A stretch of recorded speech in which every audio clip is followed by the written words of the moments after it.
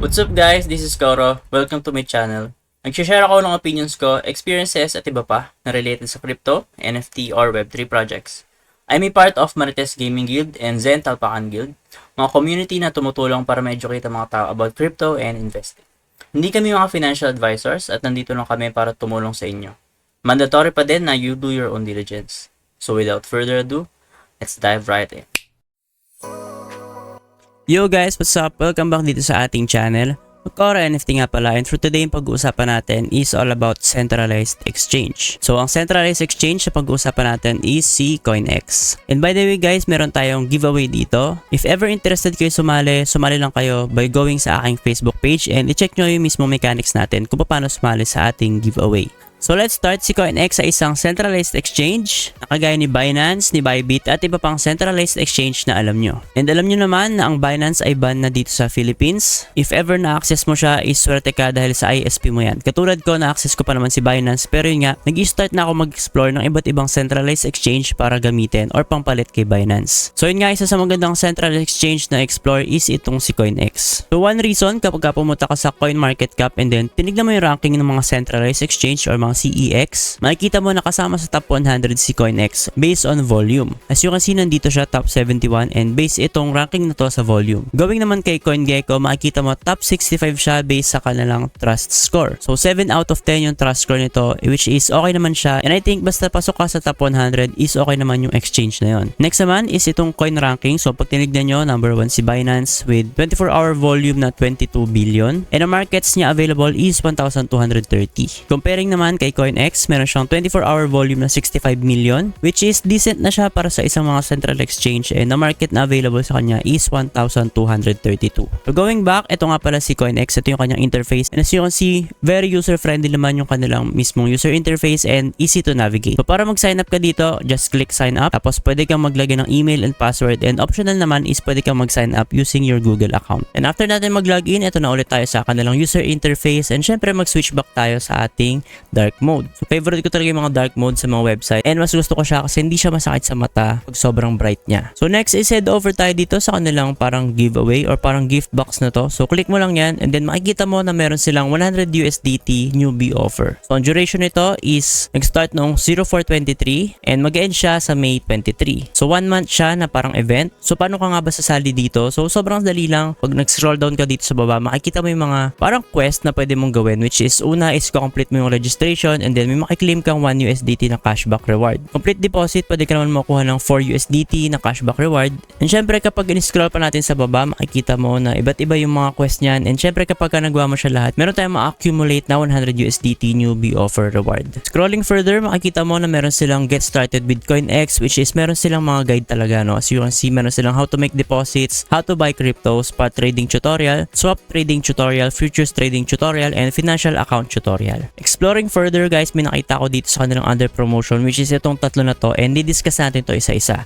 So una natin is itong trade board. So makikita mo na meron silang mga reward para doon sa mga traders dito, and if trader ka talaga and gumagamit ka ng mga central exchange gaya ni Binance nga and nakaban na siya right now, pwede ka lumipat dito sa CoinEx and pwede mo check yung kanilang ganitong mga reward. So parang 2 birds in 1 stone ka, bukod sa nagtitrade ka na is pwede ka manalo dito ng mga USDT. So for example, ito yung kanilang Bitcoin halving special. So click natin yung details para makita natin. So as you can see, ang total reward nito is 20,000 USDT and ang available market is all futures market, meaning available siya sa lahat ng trading pairs sa ating futures market dito kay CoinEx. And yung reward is nakabase sa kanilang ranking. So ang top 1 is makakakuha ng 1,800 USDT, ang top 2 is 1,200 USDT, and top 3 is 800 USDT hanggang top 200, which is merong 20 USDT. And as you can see guys, ang accumulative trading volume nila right now para di sa event na to is 92 million USDT, which is decent amount na siya para sa isang centralized exchange. So next naman is itong airdrop station. So click natin yan and then makikita nyo na ended na yung mga event nila, pero as you can see, pwede ka makakuha dito ng mga airdrop based sa kanilang mga event. Meron sila about DeFi, about Alephium, about Dynex, and about Swiss Cheese. So meaning kapag nag-register ka dito kay CoinEx and then in-explore mo yung kanilang airdrop activity or kanilang airdrop event, pwede ka makakuha ng mga airdrop and free money, basta ang puhunan mo lang is yung oras mo. Next naman is yung kanilang CoinEx Dib. So upon checking, pag nakita nyo dyan, ended na ibang event, pero right now meron siyang ongoing event, which is ito, buy Sol with 50% off. So pag nag-click ka dyan, natin, ang total dibs is 75 sol. Ang winners is 1,500. Ang total participant natin is 1,000 plus. So meaning konti pa lang nagpa-participate dito and ang winners natin is 1,500. So meaning parang sure talagang mananalo itong 1,000 plus na participants. And ang method nga pala nito para manalo is via lottery. So imagine pwede kang bumili ng 1 sol with just 78 USDT and pwede mo siyang ibenta sa kanyang original price right now which is 144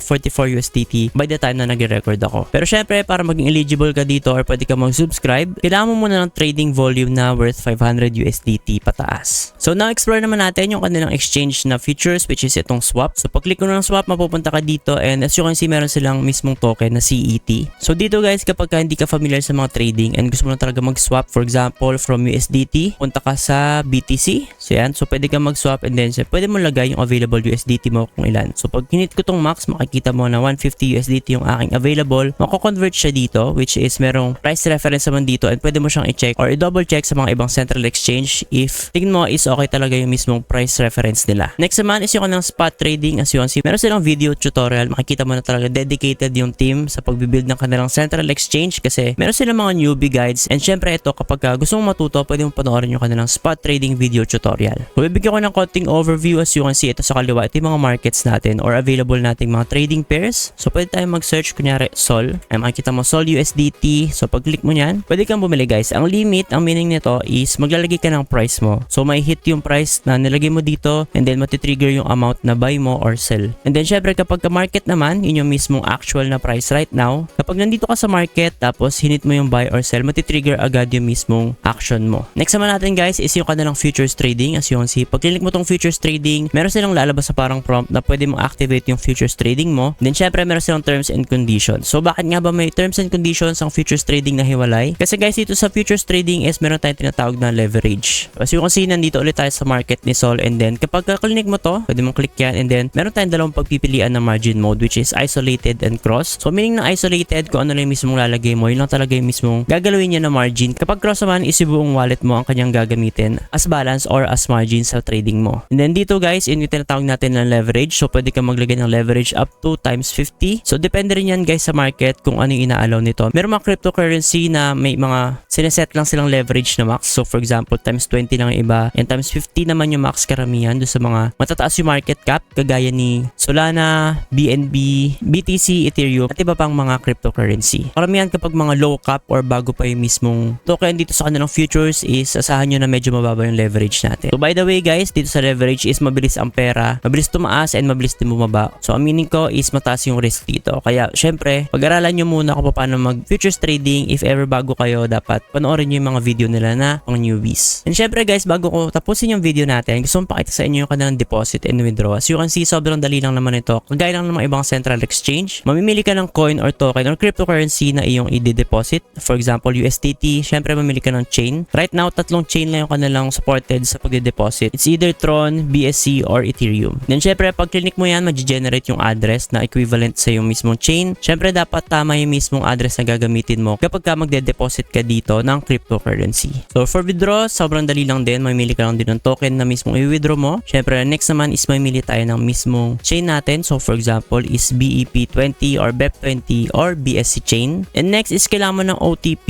or pang authentication mo which is hindi ko pa nagagawa. So you can see, pwede natin set up yung mismong account natin. Pumunta ka lang dito and then click mo yung mismong user mo. After nyan, makikita mo pwede ka maglagay ng ID verification. Syempre, email natin which is ginamit natin pag login. Next naman is yung ating mobile phone. So pwede natin siyang i-bound. And I think mandatory to lalo na kapag mag-withdraw tayo, hihingin kasi nila to. So yun nga, pwede mong ayusin yung mismong account mo and then set up mo to lahat para mas maging secure yung mismong account mo dito kay CoinX. And then syempre, pagtapos mo set up yung mismong account mo, pwede kang bumalik dito sa kanilang newbie rewards and then may makiklaim ka dito ng mga vouchers. So I think yun lang muna para kay CoinX. If ever mga questions kayo and clarifications, pwede kayo mag-comment sa ating comment section. And yun nga guys, paalala ko lang na meron tayong giveaway dito. So make sure na nakafollow kayo sa aking TikTok and Facebook kasi makikita nyo doon yung aking mga giveaway mechanics. Yun lang guys and see you sa ating next video.